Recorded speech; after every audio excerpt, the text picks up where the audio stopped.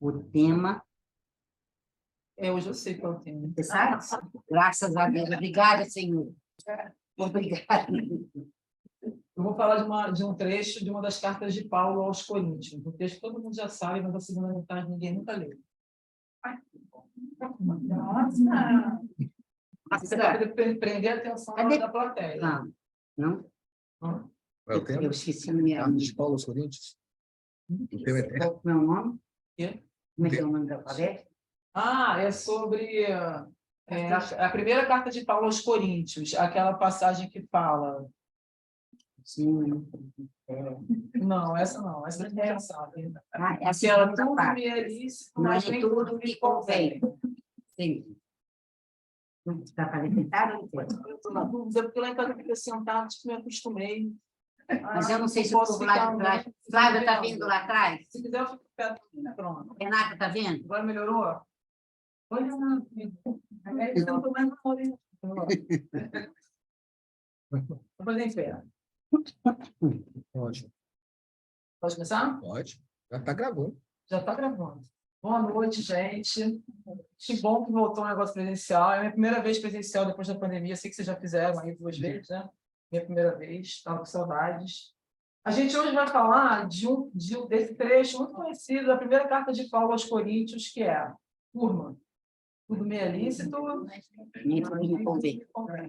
sendo que a gente só para aí e o versículo tem uma continuação que a gente nunca lê. Então, é sobre esse pedaço que a gente vai falar hoje.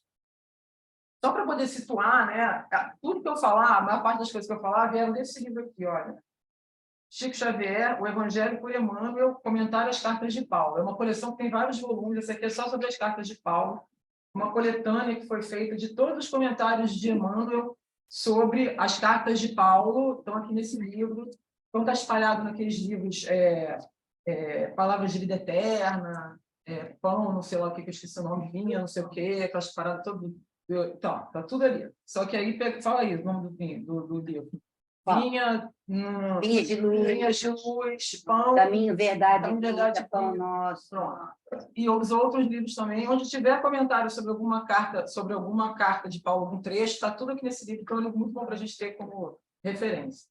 Então, nesse livro, é o livro da FEB. Eles fazem primeiro uma introdução sobre aquela época, né, de Paulo e os locais e tal. Então, sobre essa carta aos Coríntios, Corinto era uma cidade muito cosmopolita naquela época que Paulo esteve por lá e escreveu essas 2 cartas.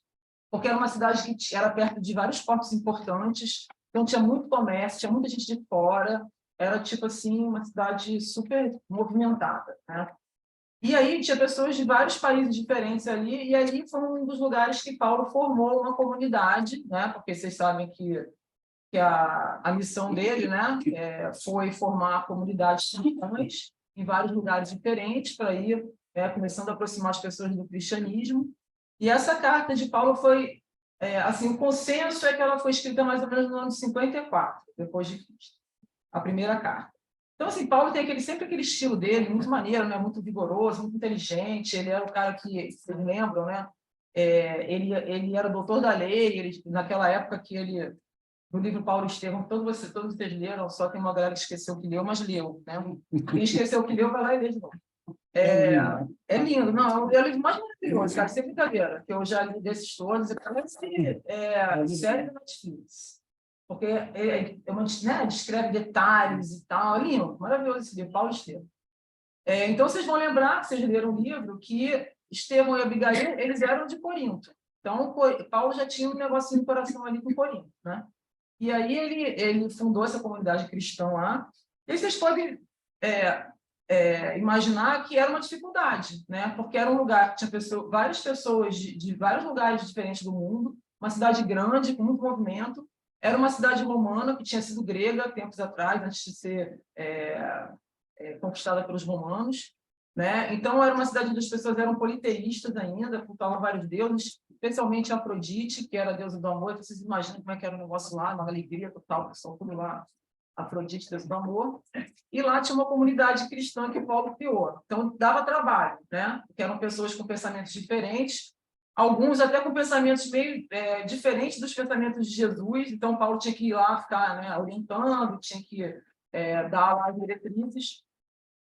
E muitas pessoas que estavam nessa comunidade cristã, elas tinham dúvidas, muitas pessoas não entendiam direito, muitas pessoas ainda cultuavam, né, os deuses pagãos. Então, era uma mistura, era uma dificuldade. Paulo era o cara, por isso que ele foi escolhido, porque realmente São Paulo não vai dar conta desse negócio. Estou falando de Corinto, né? Você imagina o resto, mas em todas as outras cidades. Bom, e aí ele escrevia, as 2 cartas que ele escreveu, dizem que tem uma terceira carta, aí uma polêmica também, que fica entre a primeira e a segunda.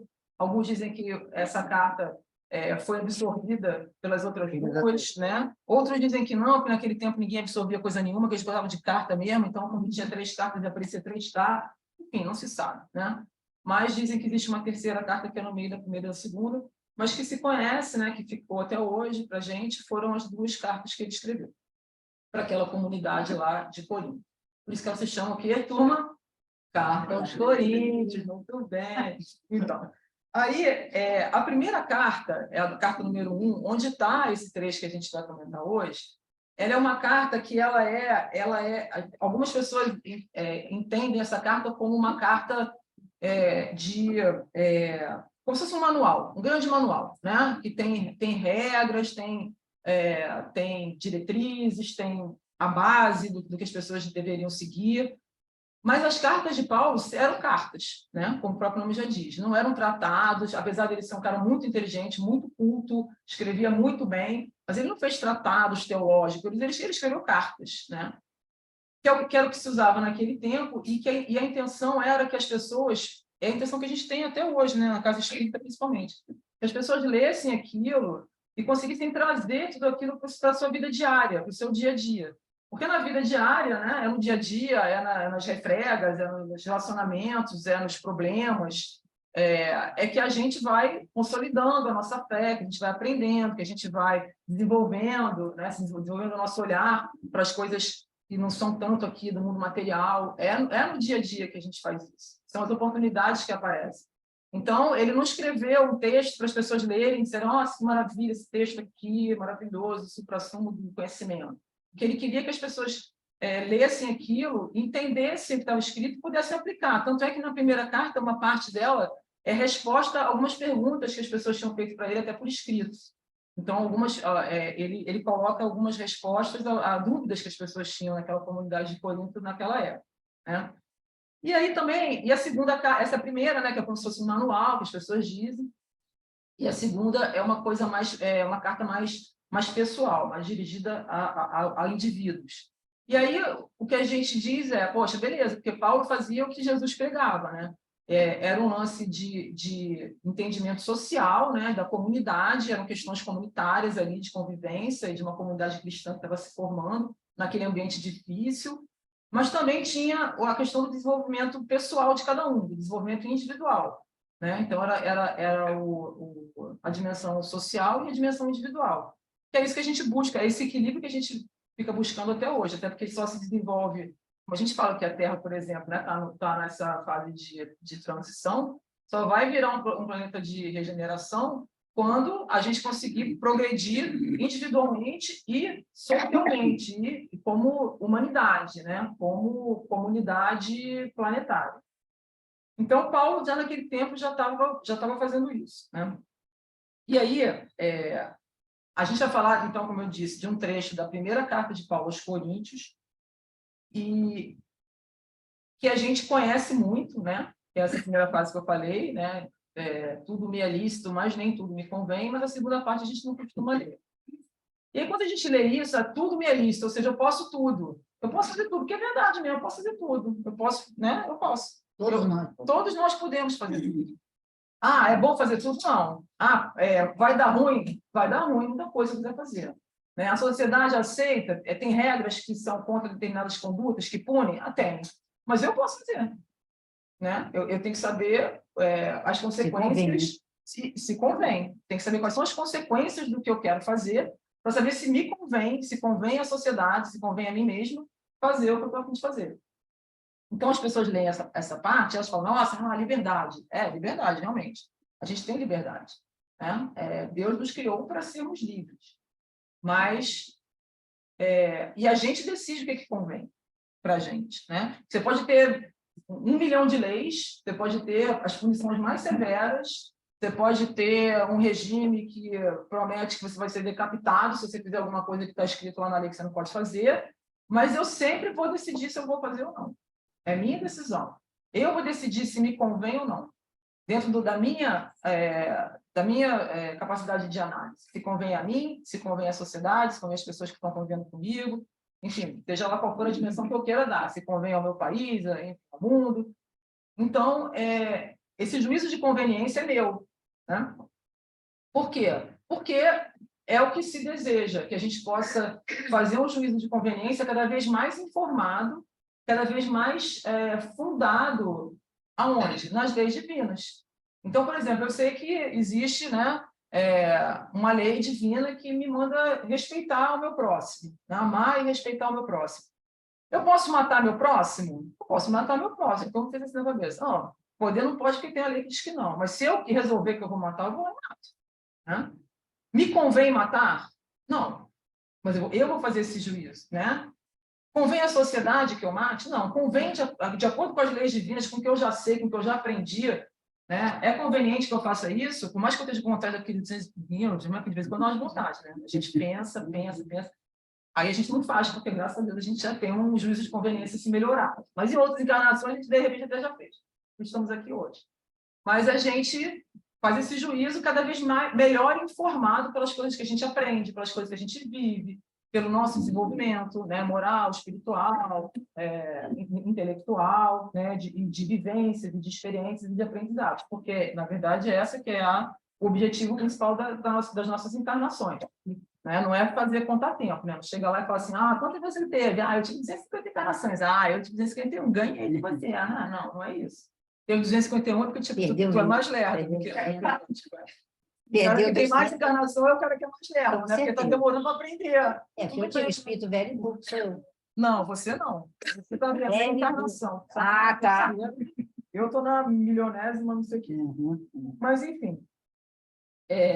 E aí, naquela época, né, em Corinto, e a gente vê isso no livro Paulo e Estevão, né, aquela ideia, né, do cristianismo, né, de Jesus, ela era muito combatida, inclusive, pela galera da sinagoga, porque primeiro eles não aceitavam que alguém dissesse que Jesus era mais bambamã do que Moisés. Para eles, Moisés era o cara. Jesus não era. Porque aquele cara de sandalinha ali, né, não dava não tinha aquele apelo, né? Aquelas roupinhas, tudo, meu pai é carpinteiro, aquele negócio, ficar dormindo com a cabeça na pedra, isso aí não era um apelo.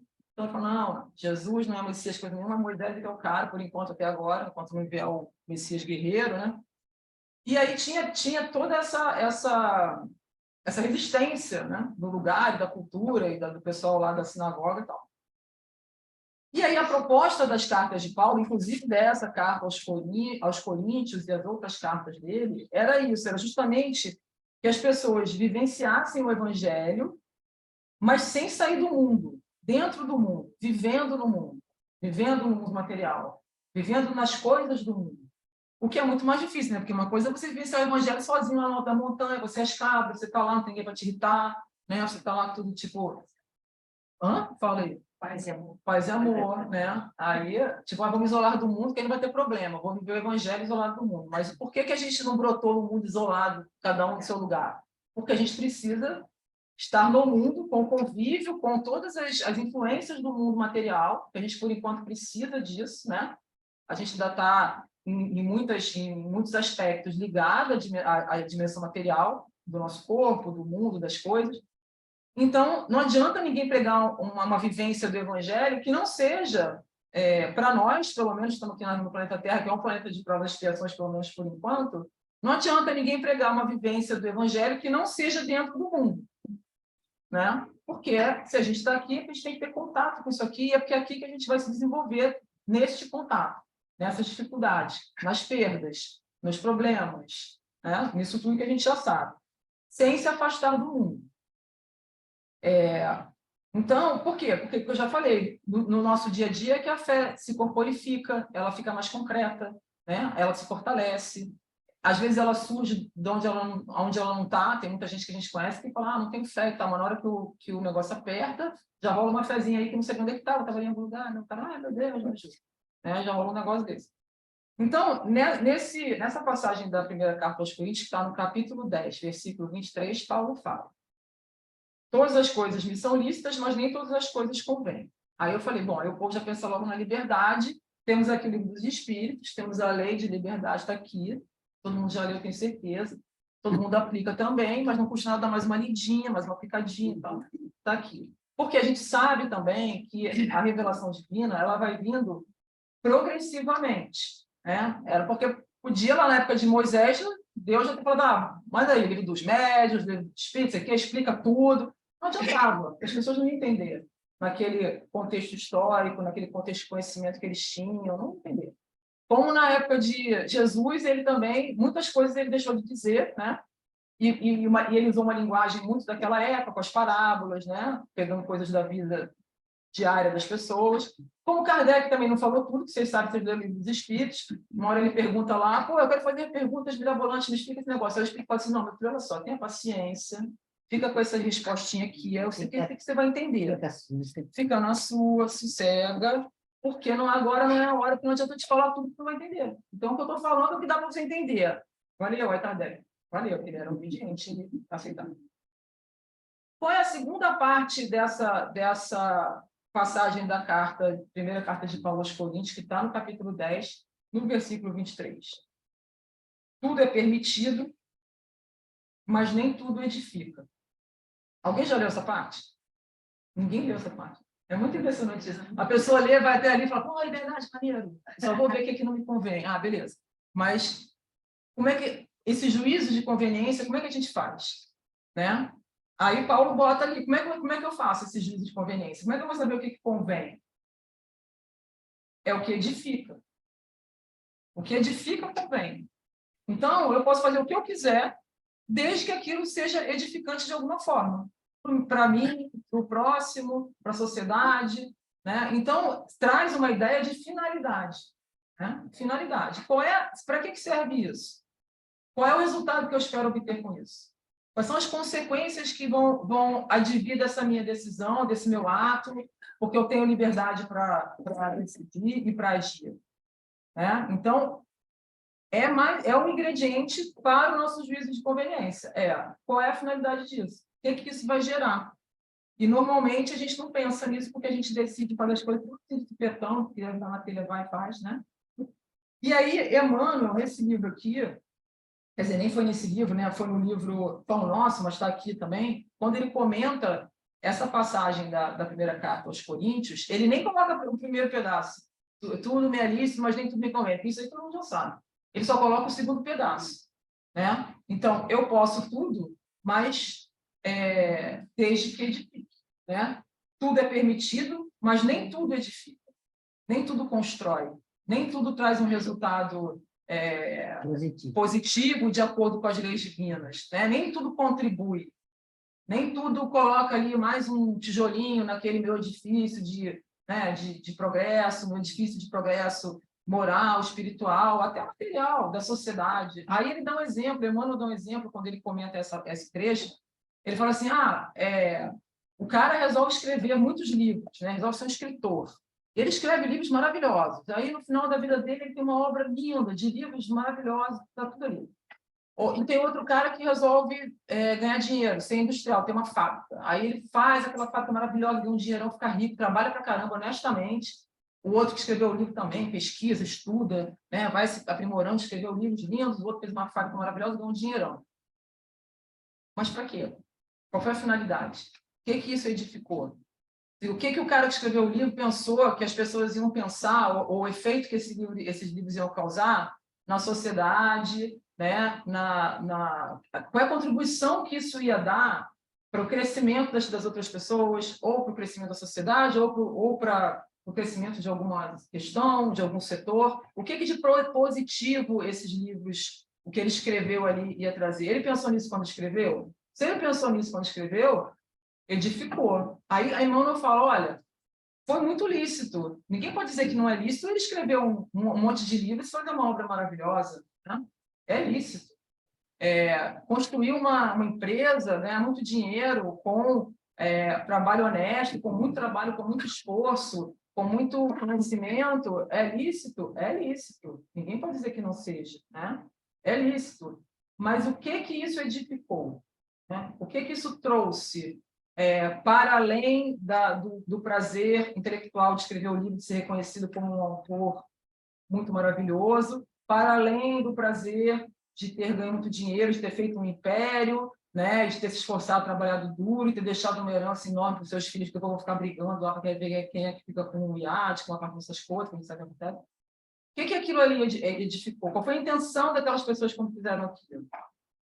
Então, assim, a nossa intenção quando a gente escolhe exercer a nossa liberdade, que é plena e total, né?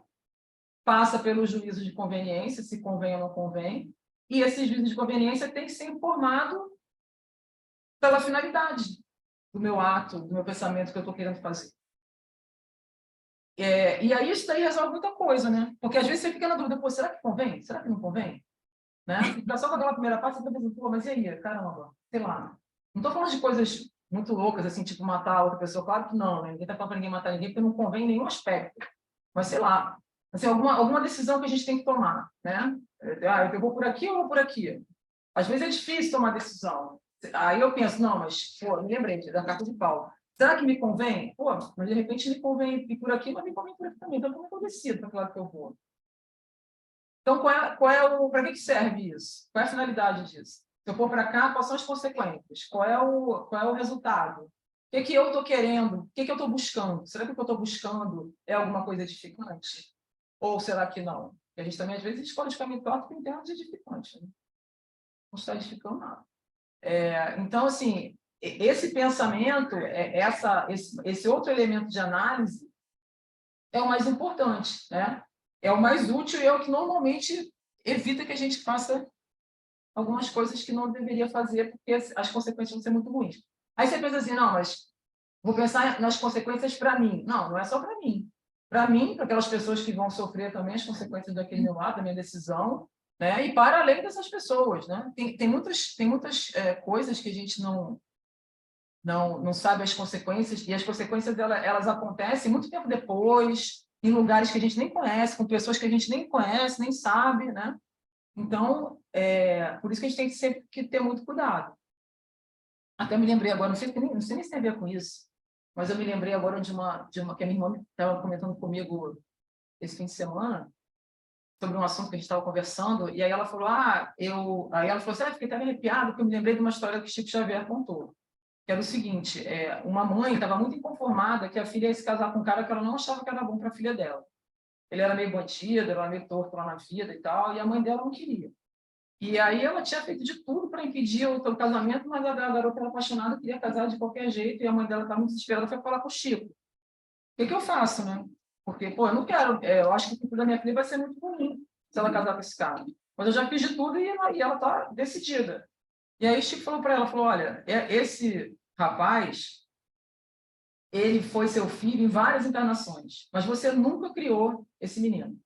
Em uma encarnação você abortou, na outra encarnação você deu para alguém, na outra você não estava nem aí, o moleque ficou solto, largado lá, se deu mal para caramba, na outra você nunca orientou, você nunca colocou ele, né? Nunca deu orientação, deu carinho, deu os meios necessários para aquele espírito ali se desenvolver, para aquele espírito progredir, para aquele espírito melhorar cada vez mais, né? E aí o que acontece? Ele precisava ter uma mãe, ele nunca teve essa mãe, o espírito foi ficando revoltado, foi indo para o caminho errado, porque também não tinha ninguém para orientar, fora a raiva que ele ficou e tal. E agora ele não tinha vindo como filho dela, porque não dava certo, né? Já tentou várias vezes e tal, e não rolou, ela nunca foi mãe dele. Mas ele estava vindo como um rapaz que ia casar com a filha dela. O genro. Por isso que fala de negócio de genro, né? Esse negócio de genro é muito complicado, genro. Principalmente de filho, eu não preciso nem ter genro. Mas... E aí pensa daqui, tipo, a gente decide os negócios sem saber de nada. Eu falo assim, poxa, eu não quero, eu estou olhando ali, minha filha e o carinha lá. Pô, não é... Realmente, ele era torto mesmo, ele era lá, né? Por quê? Porque ela, mãe, não fez o que ela tinha que ter feito, que seria ser mãe dele, em todas as oportunidades que ela teve. Então, agora estava vindo mais uma oportunidade, dessa vez como genro, E ela estava tentando separar eles para tirar o cara da vida dela, porque ela achava que ele não era bom para a filha dela. E ela sogra. E ela sogra, porque sogra leva fama ainda por cima, tá vendo? Ainda tem isso. Tem que melhorar a imagem das sogras. Então, tudo é lícito, mas, né? Sogras. Eu também não vou ser sogra de ninguém, mas... Então, assim, a gente, nessa encarnação, eu devo ter sido uma sogra em outras muitas encarnações. Então, assim, a gente tem que decidir de acordo com um critério de conveniência, de acordo também com essa pergunta que a gente tem que se fazer o tempo todo: para quê? Qual a finalidade? O que vai acontecer? Quais são as consequências? E ainda lembrar que muitas vezes a gente não sabe quais são as consequências, a gente não sabe o que vai acontecer, a gente não sabe nem por que aquele troço está acontecendo. Aí você pensa que está fazendo um negócio maneiro: vou livrar minha filha de um futuro difícil. Na verdade, você está limando de novo seu filho da sua vida. E está limando de novo aquela oportunidade que ele ia ter de ter uma mãe, sogra, mas mãe, né? Que dizem que sogra é igual a mãe. Dizem. Não sei.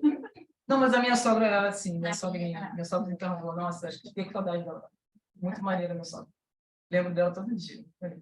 Então, a gente ainda tem essa, porque a gente sabe que a gente viveu outras vidas, a gente sabe que a gente teve outras experiências, mas a gente não lembra. Ah, mas se lembrasse era mais fácil? Ah, era mais fácil, ou não. Se ela lembrasse que ela não queria, né? Não queria ter aquele espírito na vida dela, ela ia... Ah, bom, o Chico lembrou para ela, né? Falou, contou a história, porque ele achou que ia ser útil também naquele momento. Mas se ela lembrasse que ela não gostava dele, que não queria se conviver com ele e tal, ia ser mais uma encarnação perdida nesse aspecto, daqueles dois espíritos que tinham que se entender, e um tinha que cuidar do outro, né? Tinha que dar carinho, tinha que dar amor, tinha que dar apoio. E também tinha que sofrer as consequências das decisões anteriores, né? Que foi de não acolher aquele espírito. Quais foram as consequências? Ele foi ficando revoltado, ele foi ficando equivocado, ele foi seguindo os caminhos tortos na vida, ele foi, né? Por quê? Porque ele não teve o apoio que ele precisava ter desde não sei quantos séculos e tantas encarnações. Estou vendo vocês, tem umas mães aqui com cara de que vou dar um beijo naquele menino, vou chegar em casa, vou desistir, ficar com uma ovelha agora. Então, assim, o que Emmanuel fala, né, nesse comentário, ele fala o seguinte: normalmente a gente se pauta ainda, né, nesse mundo material por questões de ordem material. Então, a gente não lembra, e aí ele fala muitas das amarguras, dos problemas que a gente tem. Aí ele usa aquela linguagem maravilhosa de Emmanuel, né, até anotei que para não esquecer: aflição e amargura nas oficinas de aperfeiçoamento terrestre. Muitas dessas aflições, dessas amarguras, elas vêm porque a gente esquece, ou não considera, ou não pensa na finalidade, né, para a qual se destinam todas as coisas, tudo que acontece, tudo que eu posso fazer, tudo que eu deixo de fazer, tudo que vem para mim, tudo que está na minha vida, todas as situações. E aí que ele fala assim: a gente tem tempo e a gente faz muitos experimentos, a gente faz muitos projetos, né? A gente se dedica muito às coisas, essas coisas que são mais ligadas ao mundo material, sem considerar a dimensão maior do futuro. E o que acontece é que a gente perde tempo porque a gente já deveria estar voltado, né, não só para essa dimensão daqui da Terra, do dinheiro, da fama, do poder, do que é mais confortável para mim, do que eu não quero. Eu não quero. Quem quer alguém? Levanta a mão quem quer sofrer aí. Não precisa nem levantar, porque eu sei que ninguém quer. Eu também não quero. Né? Podendo se livrar do sofrimento, estamos aí. Né? Estamos juntos, vamos se livrar do sofrimento. Mas a gente tem que lembrar que o sofrimento, ele vem e ele tem alguma coisa para ensinar, ele tem uma finalidade. Né? Aí você vai falar assim: então tá, vou sair daqui, vou caçar sofrimento agora, a gente quer destino. Também não. Não é isso. Né? Aquilo que acontece e que a gente... às vezes a gente até corre atrás do sofrimento mesmo, e aí, como o Emmanuel falou aqui, a gente está perdendo tempo, a gente está... a gente conhece a lei de causa e efeito, né? A lei de justiça. Então, tudo isso o que a gente caça, ainda mais se for com essa ideia mesmo de sofrer, não, eu tenho que sofrer, porque isso é uma ideia muito antiga, né? Que a pessoa tem que, quanto mais sofrer, mais se ilumina. Não é isso, né? Vamos ficar só com o sofrimento que vem, né, Sália? Sem a gente correr atrás. Porque o que vem é o necessário naquela medida certa. Não vamos aumentar o problema, porque a situação não está para isso. Então, e aí não vai dar tempo, que eu já falei para caramba, né? A Sala está me dando assim, já comentou, está fazendo assim, vocês não estão vendo na câmera, mas ela está fazendo assim. Eu já falei muito. que a gente tem que guardar isso daí? Olhar para ver se era verdade. Está todo mundo olhando. Não vai dar tempo de eu falar sobre esse capítulo aqui do Espírito, que teve umas 50 páginas, né? Porque eu sou muito otimista com relação ao tempo que eu tenho para falar. Mas essa passagem aqui da carta, a primeira carta de Paulo aos Coríntios, capítulo 10, versículo 23, ela tem tudo a ver com essa parte aqui do Livro dos Espíritos, que fala da lei de liberdade, que fala da lei da liberdade de consciência, da liberdade de pensamento, e fala do quê? Com a estrela de tudo, que a gente sempre fala o quê? Do livre-arbítrio, que é o quê? Liberdade de agir. Né? Então, a gente tem liberdade de pensamento, a gente tem liberdade de consciência e a gente tem livre-arbítrio, que é liberdade de agir. Mas o nosso livre-arbítrio tem que ser informado, por isso que Paulo falou, por esse critério de conveniência, e muito mais do que isso, pela finalidade, pelo resultado, pelo que isso daí vai edificar. Então, quando a gente fala, todo mundo tem livre-arbítrio, né? Porque todo mundo é verdade. A gente pode usar o nosso livre-arbítrio? Pode, é que está escrito aqui, tudo bem ali, você pode usar, para o que você quiser, para o bom, para o ruim, pode não usar para nada, aí já é uma decisão, você não fazer nada, ficar parado, perder tempo, também é uma decisão. Muita gente toma essa decisão, não fazer nada, ficar parado, perder tempo. Então, a gente tem o livre-arbítrio e a gente usa toda hora, mesmo quando a gente pensa que não está usando, porque a gente não está fazendo nada, já está usando para decidir que não vai fazer nada. Mas, então, a gente tem que usar, né, essa liberdade de agir, que é o livre-arbítrio, informada por esse critério de conveniência e também, principalmente, sobretudo, por esse outro ingrediente muito importante, vocês vão lembrar daqui para frente, que é a segunda parte, né, do que Paulo falou, que é a questão da edificação. Isso edifica? Isso constrói? Isso traz um resultado positivo? Traz consequências que eu vou conseguir lidar, que são consequências desejáveis? Acho que eu posso identificar, né, porque muita gente não pode, são desejáveis, eu tenho como controlar, são coisas boas, são consequências boas, ou não? Né? Com isso, encerro a minha primeira palestra presencial, depois de quantos anos? Da década, né? Depois de quantos anos? 3 anos. Nem envelheci, continuo linda. Obrigada, gente. O que eu faço agora que eu não sei? A pressa. A prece. Não, porque era passe, né? Quando a gente fazia o negócio. Mas você vem Mas fazer agora a passe, parte. não. Eu vou ali também. Ganhei 2 empregos agora. Eu posso resolver. Então, vamos lá, para a prece. Jesus, Divino Mestre, nós queremos te agradecer do fundo dos nossos corações, que estão cheios de gratidão por ti, por nós estarmos mais uma vez reunidos aqui nessa casa de oração, nessa casa de amor, sob a proteção de Deus. Nós sabemos que não viemos para cá por acaso.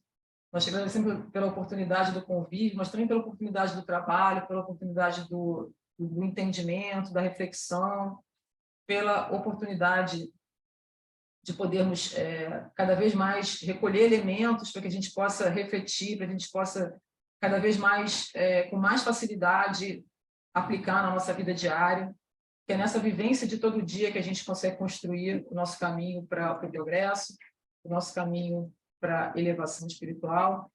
Nós sabemos, Senhor, que nós já estamos em Ti desde o momento que nós fomos criados e que o Senhor está em nós também desde esse momento, mas muitas vezes a gente esquece na correria do dia a dia, nas nossas aflições. Então, nesse momento, a gente lembra e a gente reconhece, a gente sente a Tua presença dentro de nós. Nós queremos te pedir, Senhor, também, além de agradecer, e essa prece é mais de louvor, mas nós somos eternos pedintes, que o Senhor sempre nos acompanhe, nos proteja, nos ilumine, nos fortaleça a nossa fé, nos mostre o caminho, quando a gente estiver na dúvida, mande aqueles irmãozinhos espirituais maravilhosos que nos acompanham, nos dá aí uns conselhos no ouvidinho, que a gente esteja preparado para ouvir, que a gente possa estar conectado com eles. E para isso nós precisamos elevar cada vez mais os nossos pensamentos. Nós pedimos que todas as pessoas que vieram aqui hoje sejam agraciadas com a Tua luz, possam sentir o que nós estamos sentindo agora, essa alegria, essa certeza de que tudo vai dar certo, essa certeza da Tua presença. Que os trabalhos dessa casa se desenvolvam, continuem se desenvolvendo da maneira como sempre foram, muita dedicação, com ótimos resultados, uma casa de caridade que acolhe a todos, encarnados e desencarnados. E assim, Senhor, nós pedimos permissão para encerrar a palestra da noite de hoje. O Senhor nos acompanha, graças a Deus, conseguimos daqui para chegarmos na nossa casa em segurança, mas antes disso a gente vai para o espaço.